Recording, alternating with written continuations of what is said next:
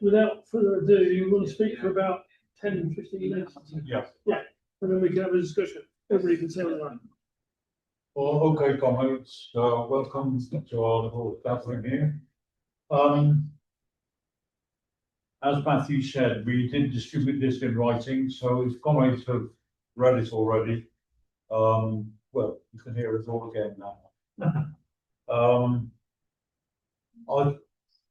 I think it's right that we should have a session where we're discussing about perspectives, where we are, through what kind of stage we're passing, because until we know what the objective situation is that we're working in, we're not going to have a clear enough understanding of what needs to be done.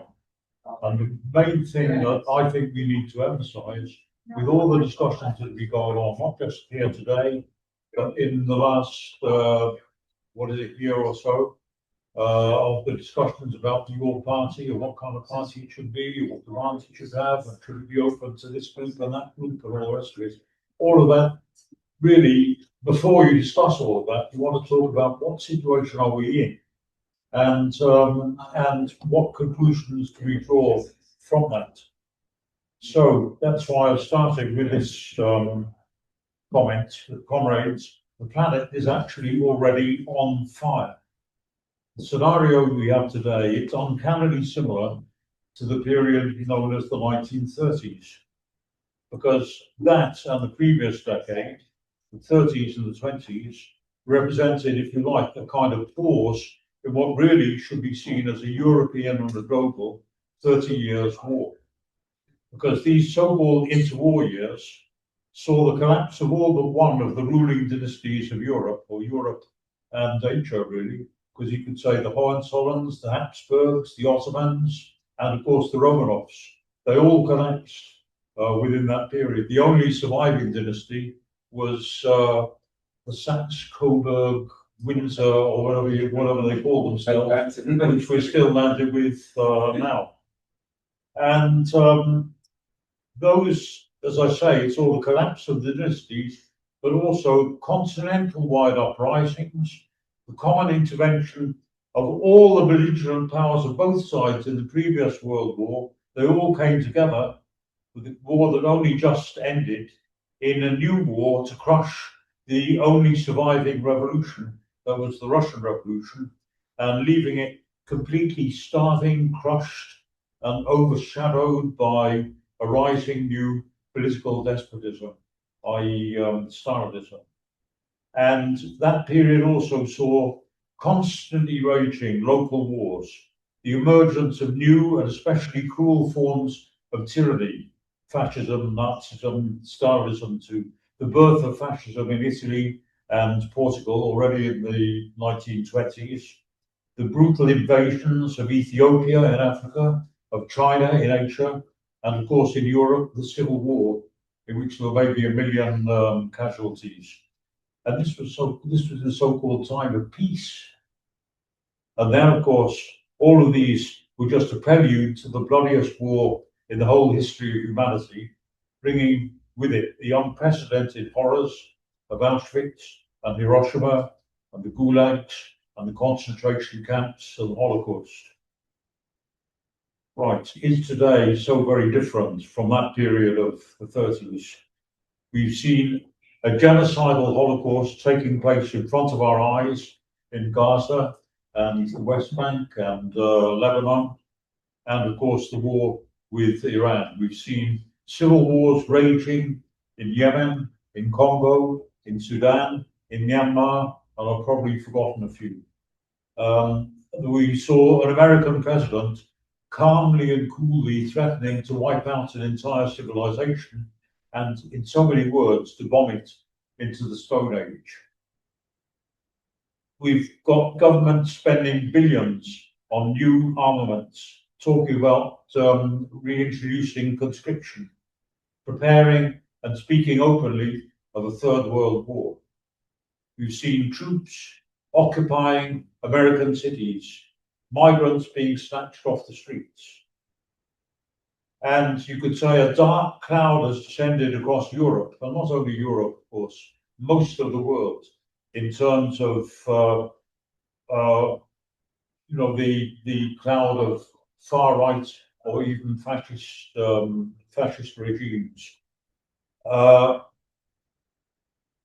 that includes what was regarded as the kind of social democratic mecca of Sweden and the Scandinavian countries, and Italy, which was once the home of the biggest mass communist party outside of the Tsarist bloc.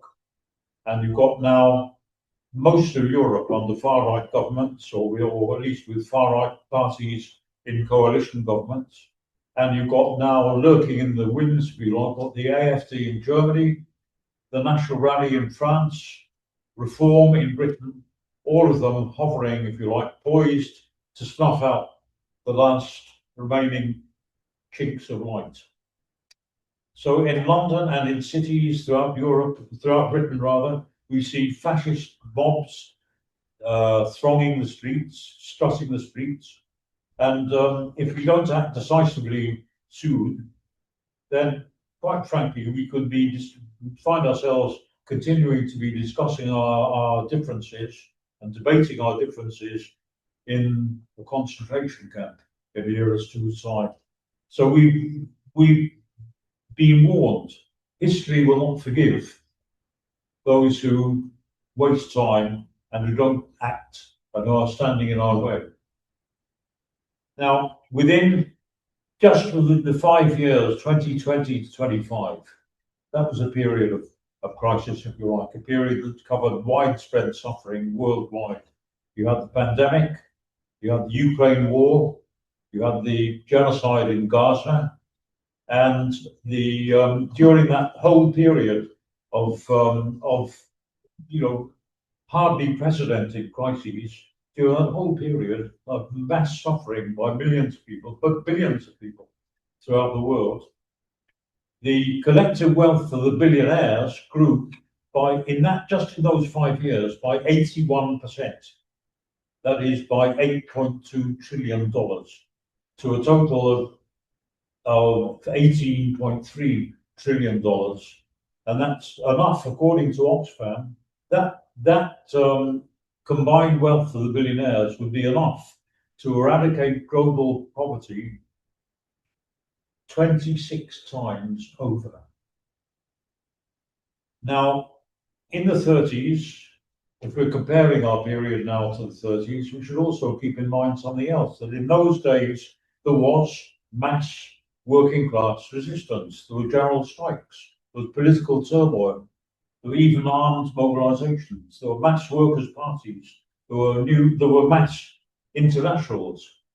Of course, millions of whose rank and file members were consciously striving for revolution. And of course, also, we have to say, tragically and catastrophically divided and split between themselves. But when we look at it today, we're not stronger than that, we're weaker. We don't have such mass parties. There's a kind of demobilization and scattering of what was once a concentrated industrial proletariat.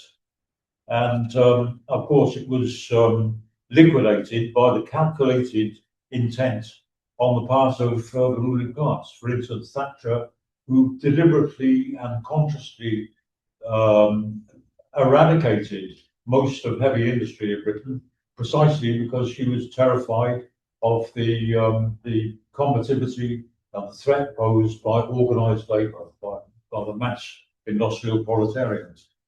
So the consequence is that the working class today is actually still less prepared for the life and death struggles that are to come.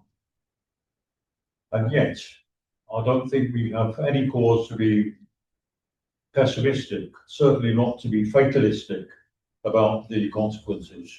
Because when we launched our campaign for a mass workers' party 2 or 3 years ago, many people were sceptical of that because there was not a hint of any such proposal coming from the official left.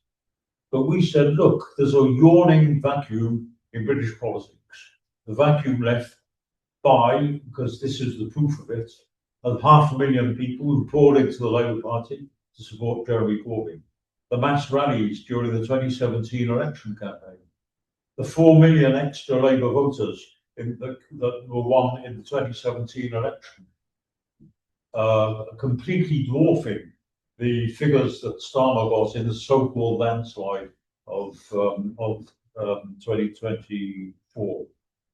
The wave of public sector strikes that we saw a year or two ago, the mass protests against the Gaza genocide, the 800,000 plus people who signed up within days to the call for a new party and were then tragically left stranded, what we're discussing precisely today. So we said then, the scientists say nature abhors a vacuum. That was, I think, the slogan, if you like, probably in the 18th and 17th centuries of the initial scientists. Nature abhors a vacuum. Well, we say, so does politics. Somehow or other, that vacuum will be filled. And that's why we're here today. And the coming events are going to be a shock, because all these things that we're talking about, even the fact that we can probably anticipate the coming to power of far-right governments in Britain alongside the rest of Europe and many countries in the world. But that is not the same as the 30s in one sense, because it doesn't come at the end of a period of struggle. It doesn't come with a complete smashing of the organisations of the working class. The workers, in a way, you could say that the whip of counter-revolution will awaken hidden reserves of protest, and the working class won't be crushed so easily. There is resistance, there is solidarity. For instance, the mass murder in Gaza aroused the biggest wave of demonstrations that we've ever seen in history. And the mass uprising of the people of Minneapolis, for instance, was a little microcosm of what we can expect. It shows what is possible.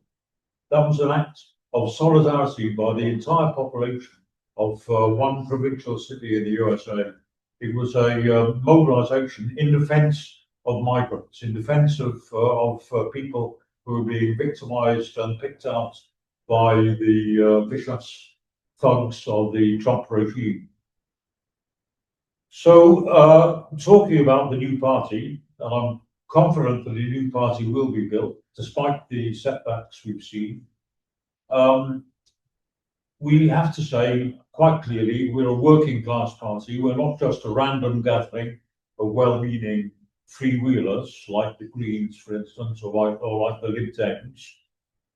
Still today, according to statistical surveys printed by opinion polls, respected opinion polls, 60% of the population consider themselves to be working class. Now, that's the same figure. It's quite stunning, actually. It's the same figure, 60%, when they did a survey as far back as in 1983, that was before Thatcher had destroyed the factories and the shipyards and the steelworks and the coal mines. Today, teachers, university lecturers, nurses, doctors, lawyers, civil servants, they've all been forced into industrial action alongside railway workers. These are the kind of people who, 100 years ago, in the general strike in 1926, they were queuing up to be scabs and to be strike breakers in the general strike, alongside students who also nowadays you could not imagine that students would now volunteer to act as strike breakers. So, in other words, the working class, it may have changed in its character and its complexion, but it's maintained its size and its specific weight in society. Now, not one of the unions that I mentioned, none of these so-called white-collar workers and also the railway workers, none of them are actually affiliated to the Labour Party even now. So sooner or later, like the trade unions 126 years ago, they'll need a political voice. So where are they going to turn? They will not turn to Starmer's Labour Party or even Burnham's Labour Party if he's there. Burnham may get, there may be a little bit of a ripple of sort of guarded confidence, that people think, well, let's see, maybe you can change things around. But Burnham is a Blairite, and Burnham has said already in so many words that he's going to maintain. For instance, he's supporting the racist policies of Shabana Mahmood. So in other words, that won't last. They will not turn to the Labour Party, which is now a party of the ruling class. So where will they turn? Where else except to the party that we are going to be, along with all the other people who are here and beyond, that we're going to be creating. And meanwhile, what about the rank and file activists who are organised in unions which are still affiliated to the Labour Party? They'll be asking too, why are we paying affiliation fees to this crypto Tory government? Or when the Labour Party is wiped out, as it probably will be in the next election, what's the use of remaining tied to this party? It's no longer got even any influence or any power, never mind any policies that are in any way favourable to our needs. So we've seen already the Bakers Union has shown the way by disaffiliating from the Labour Party, and we can see at least moves within Unite and in Unison, the two biggest unions, that they also could be moving in the direction of breaking their link also with the Labour Party. So a party of the working class could be a real pole of attraction for the 99%. So in other words, for those people who say, well, we shouldn't call ourselves a workers' party because not everybody, I mean, we do stand for the interests of the 99%, but those people who are not part of the 60% who already consider themselves working class, they will see a workers' party as their only hope of actually finding some resolution of their needs. So in the horrific scenario which has opened up, we need a clear perspective. We've been cursed with too many distractions, people raising all these questions, well, particularly at the time of your party, which is obviously, I think we could all agree, it's not going to go anywhere. It doesn't want to be a party. It has no aspiration to be a genuine mass party, to mobilise mass struggle and resistance. But all this, do we really need a party? What about people who are already in a party? In other words, people who have not been prepared to wait until we build one for ourselves. What should we call ourselves? And how should we pick our delegates? So, I mean, we said all along, and I think we say again now, enough of procrastination, dithering, pontification, temporising, squabbling, and so on. We've got to keep our eyes on reality. And all kinds of spanners have been thrown in the works too politically. For instance, I mean, there are all kinds of secondary questions that need to be sorted out, including, and I think we've got to quote this as one example. Yes, there is a problem of how are we going to reconcile the legitimate interests of people who are uncomfortable with their assigned gender and the equally legitimate interests of those who are defending their hard-won rights for respect for their existing gender. But that's in a socialist society, such issues will be easily cleared up. The survival of human civilization, even perhaps the survival of human existence, is actually at stake. We need to act now. Time is short. And I'd like to end by quoting one of my favourite poems. It's a poem by the revolutionary German poet Bertolt Brecht. And he starts by quoting a parable, which was told to his disciples by Buddha. And this is what Buddha said. Lately, I saw a house. It was burning. The flame licked at its roof. I went up close and observed that there were people still inside. I entered the doorway and called out to them that the roof was ablaze, so exhorting them to leave at once. But those people seemed in no hurry. One of them, while the heat was already scorching his eyebrows, asked me, what was it like outside? Whether there was another house for them, and more of this kind. Without answering, I went out again. These people here, I thought, must burn to death before they stop asking questions. And truly, friends, whoever does not feel such heat in the floor that he'll gladly exchange it for any other rather than stay, to that man, I have nothing to say.